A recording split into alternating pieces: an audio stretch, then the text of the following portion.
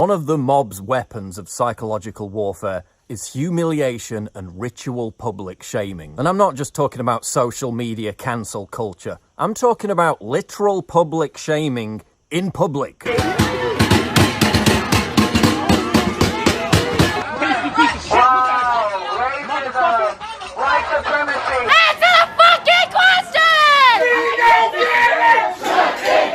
Wouldn't it be chilling if the exact same tactics used by the Red Guards during the psychological terror campaign of China's Maoist Cultural Revolution were being used today? Yes, it would.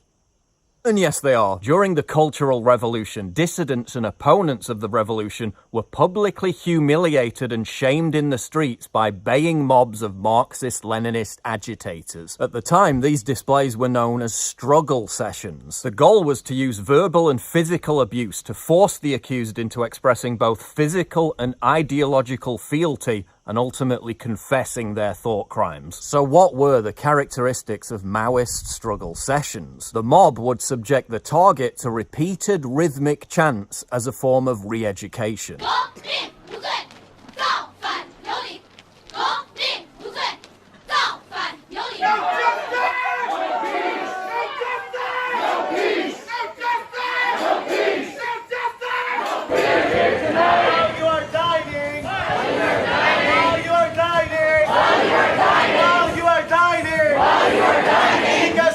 People are dying in the hands of the police! Because black people are dying in the hands of the police! Black people are dying in the hands of the police! Black people are dying in the hands of the police! The mob would force the target to kneel, which is another form of ritual public shaming.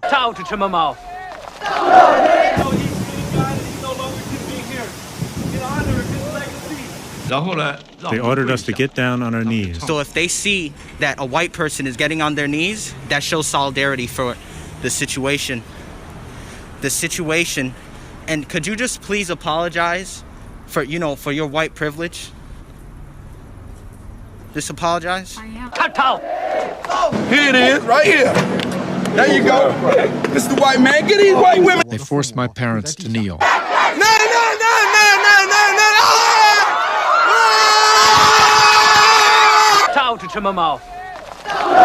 The target was made to wear blackboards describing their alleged crimes and sins. The highest-ranking victims were brought out for public humiliation before mass meetings in a football stadium. They wore placards around their necks with their names crossed out like common criminals. You want to get fucked up tonight? Would you still want the flag up? Don't look at me in my eyes! What is this with your history? What's wrong with you, son? We'd seen a lot of this in revolutionary films as we were growing up.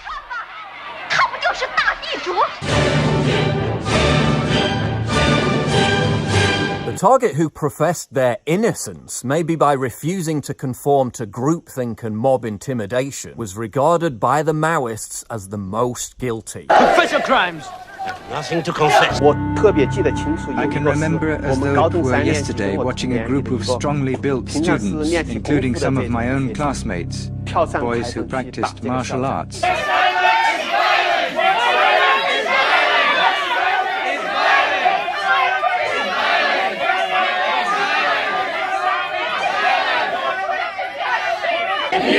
That black trans lives matter! That black trans lives matter! We ask you to raise your hand up in the air! We ask you to raise your hand up in the air! In solidarity! In solidarity! In solidarity! In solidarity! Of all black and brown! Of all black and brown! Murdered by the police! Murdered by the police! Mao taught us they have to receive the re-education. We demand you! We demand you! I really wanted to beat him because I felt such hatred. The past was still too close. Look what they're doing. Look at this. This is Marxism, cultural Marxism to a T. They create the unrest. And then they get upset when someone actually speaks up for themselves. And now they've ruined a peaceful evening. We had live music out here. They're ruining this evening just because someone actually spoke up for himself.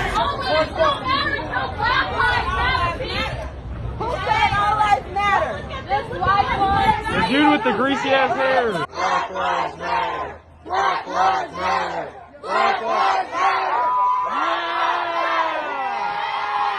The mob would be incited to target landowners who they were indoctrinated to believe were the architects of their oppression. Those rounded up were made to write self-denunciations. They wore names on their backs: capitalist, landlord. Wake up! Wake up, motherfucker, wake up!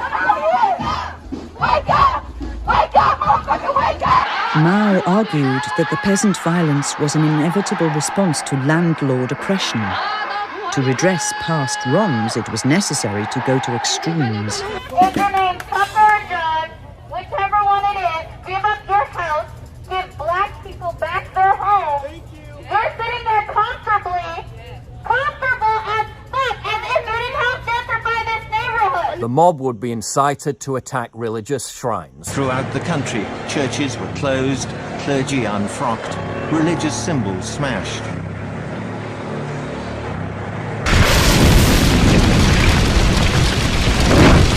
Temples and shrines were ransacked. Despite official designation as cultural treasures,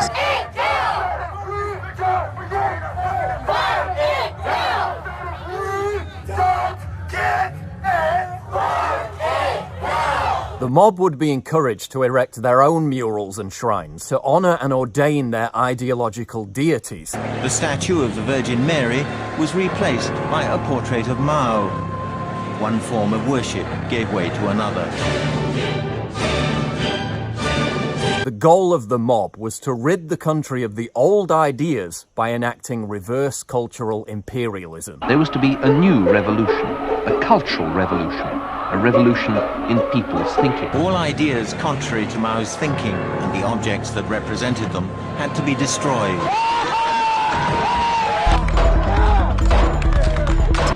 many irreplaceable objects were destroyed. Instance, fall from grace.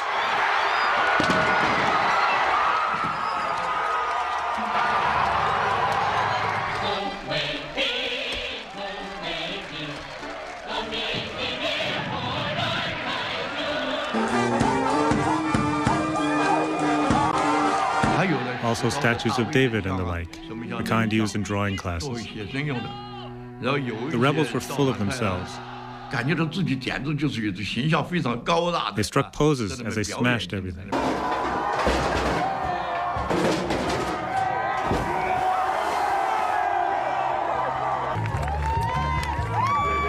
Not just by attacking the ideas, but by physically attacking the people, buildings and icons that represent those ideas and replacing them with their own. Zhou Enlai's implicit distinction between smashing bourgeois ideas and smashing bourgeois individuals was quickly forgotten. Both young Red Guard fighters go out on the streets.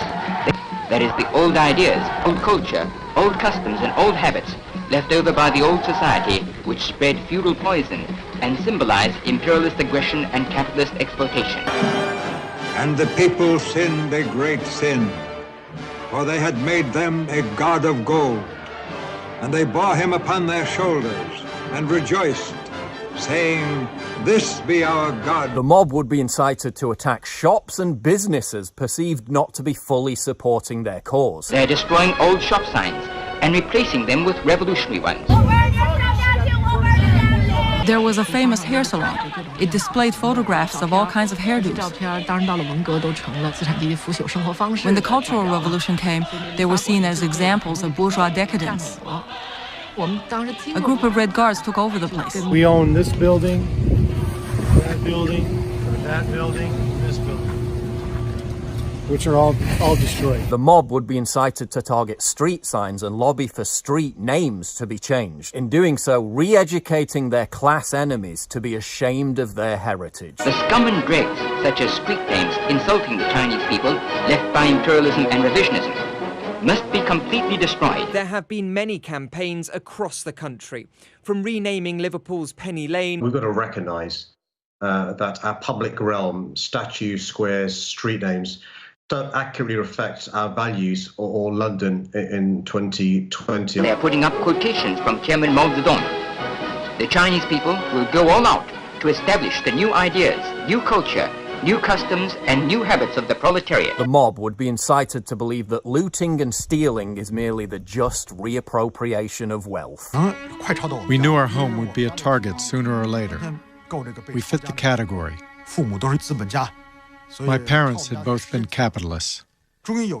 Finally, one day, the Red Guards came charging in and turned our house upside down. This is a business that my parents started 40 years ago, small, out of their garage. He didn't do anything to anybody. Why did we deserve it? Former capitalists who had long since given up their assets. The local police asked the Minister of Public Security if the Red Guards should be stopped. No, that would be unwise. Now, I'm not saying that the activities of BLM have reached anywhere near the level of terror dished out by the Red Guard. But I'm starting to notice some similarities. Victims of the Maoist Cultural Revolution were not just publicly shamed for their beliefs, they were executed for them. Of course, that would never happen in America, would it? One person wearing a Patriot prayer hat was shot and killed in Portland last night. He was a fucking Nazi! Our community held its own and took out the trash! Dissidents and thought criminals who refused to cave to the mob were also taken to re-education gulags. Of course, that would never happen in America, would it? They also believed that their immediate responsibility would be to protect against what they called the counter-revolution.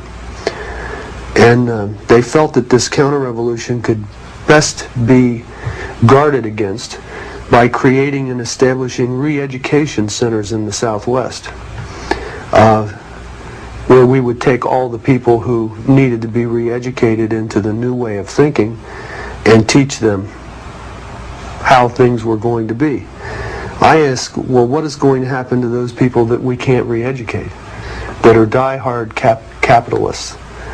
And the reply was that they'd have to be eliminated.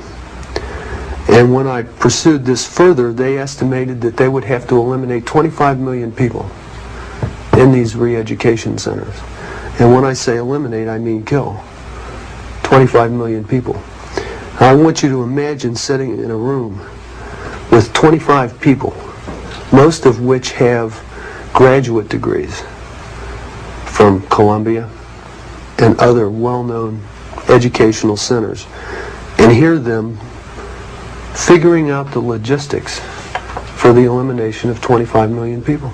And they were dead serious. In 1984, George Orwell described the 2 minutes of hate, which was akin to public shaming training for the citizens of Airstrip 1. The rage that one felt was an abstract, undirected emotion, a shaming ritual which could be switched from one object to another like the flame of a blow lamp. Just as BLM agitators are able to switch their rage on a whim. From targeting a senator to a diner to an old woman, all seen as being born with original sin because of their skin colour. The object of ire could be anyone, writes James Panero. What matters is the display of denunciation and the pitiless scorn that must be arbitrarily shown. The impact of public shaming is also reflected in political polls. In the case of both Brexit and Donald Trump, the polls got it spectacularly wrong. Part of the reason for that was because voters were reluctant to tell pollsters their actual voting preference. Whatever the strength of their private beliefs, public shaming had made people ashamed of expressing support for Brexit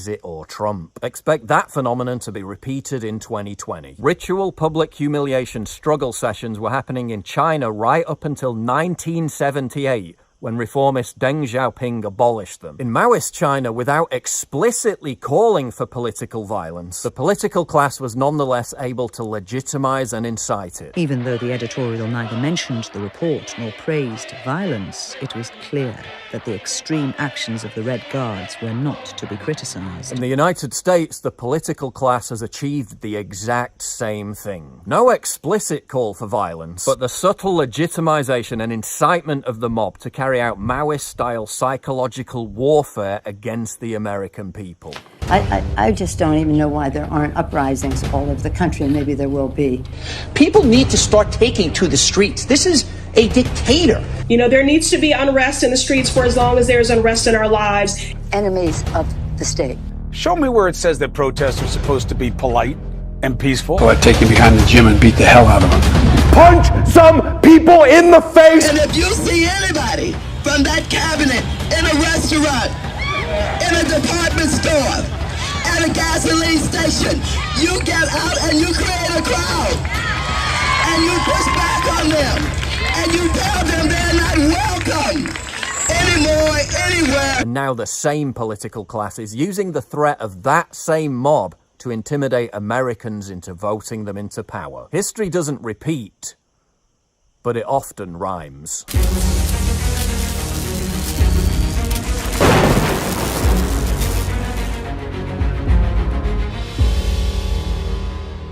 It's absolutely crucial for you to help me fight the war on free speech by supporting me via Subscribe Star, link in description, and also signing up for my free newsletter at summit.news/newsletter.